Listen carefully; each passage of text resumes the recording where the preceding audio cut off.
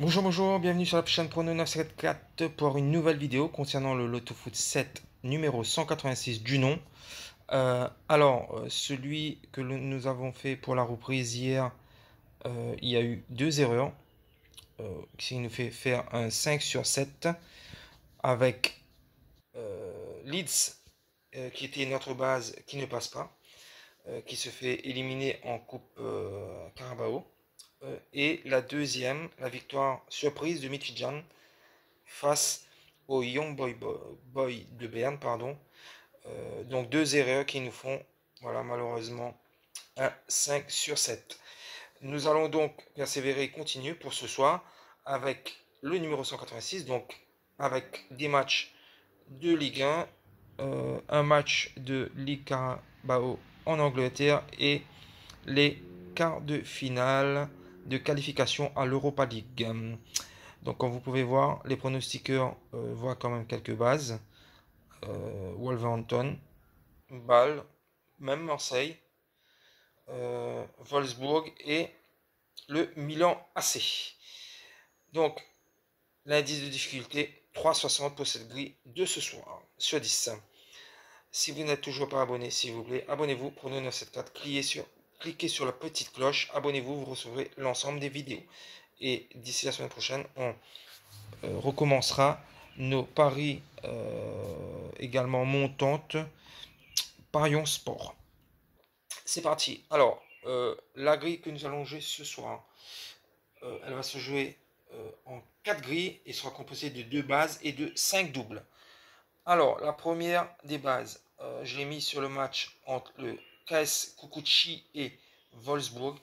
Alors, Kukuchi, pardon, c'est un club albanais, vice-champion de son pays.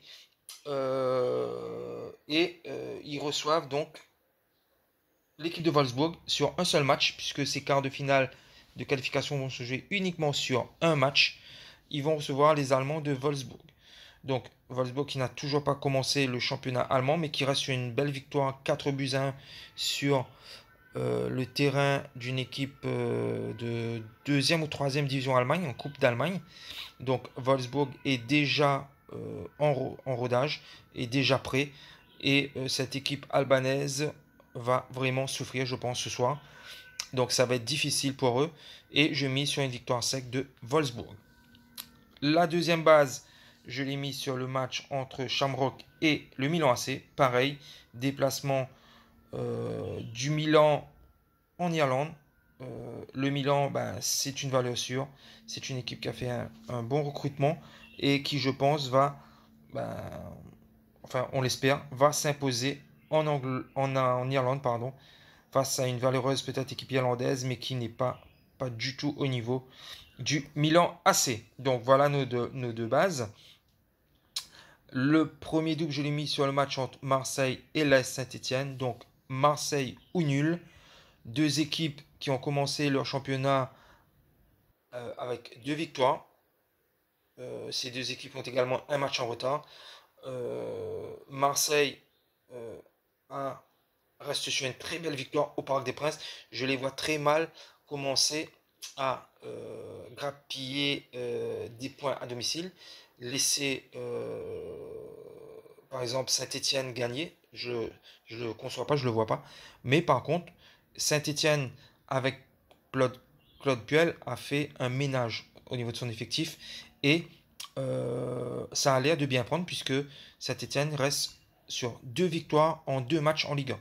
Donc, match qui paraît déséquilibré, Marseille est en pleine bourre, mais Saint-Etienne pourrait éventuellement un peu troubler cette euphorie marseillaise et ramener un point du Vélodrome. Ça s'est déjà vu dans le passé.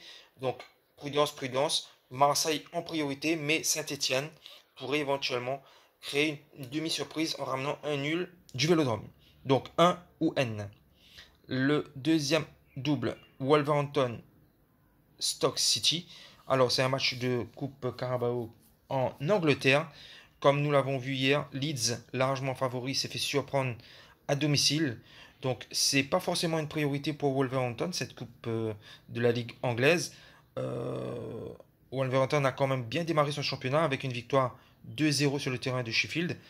Et Stoke City reste sur un match nul 0-0 à Millwall euh, en Championship.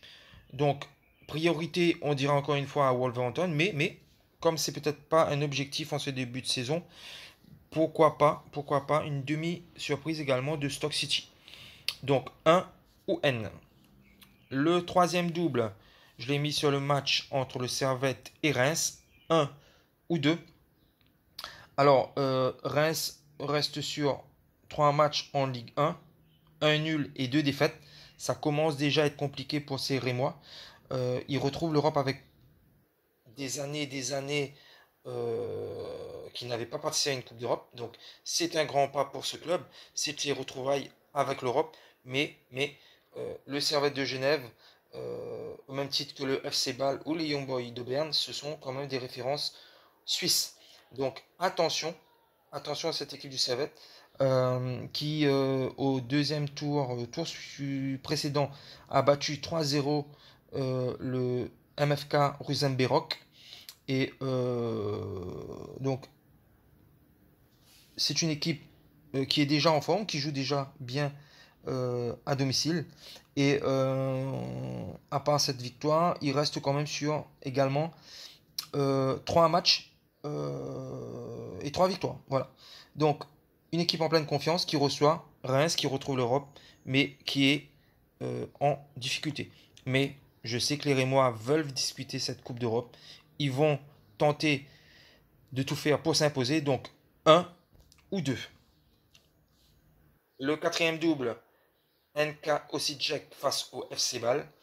Osijek, donc 6e sur 10 en Croatie après 4 journées. C'est une équipe donc du milieu de tableau. Face au FC Bâle, je crois qu'il a fini 3e du dernier championnat suisse. Comme je disais, c'est une référence en Suisse. Ça risque d'être compliqué pour Osijek, mais pourquoi pas un nul, qui serait quand même déjà pas mal pour cette formation. Mais la logique voudrait que le FC Bâle s'impose. Donc on partira sur N ou 2.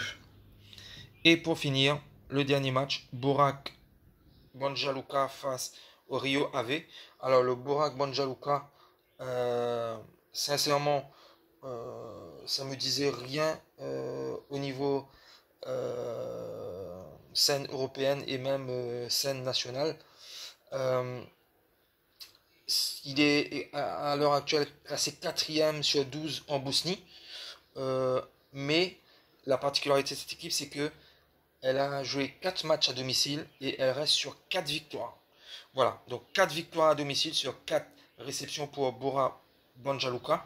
Donc il ne faut pas non plus prendre ça à la légère. D'autant plus que en face, Rio Ave, son dernier match date du 25-07, donc 25 juillet.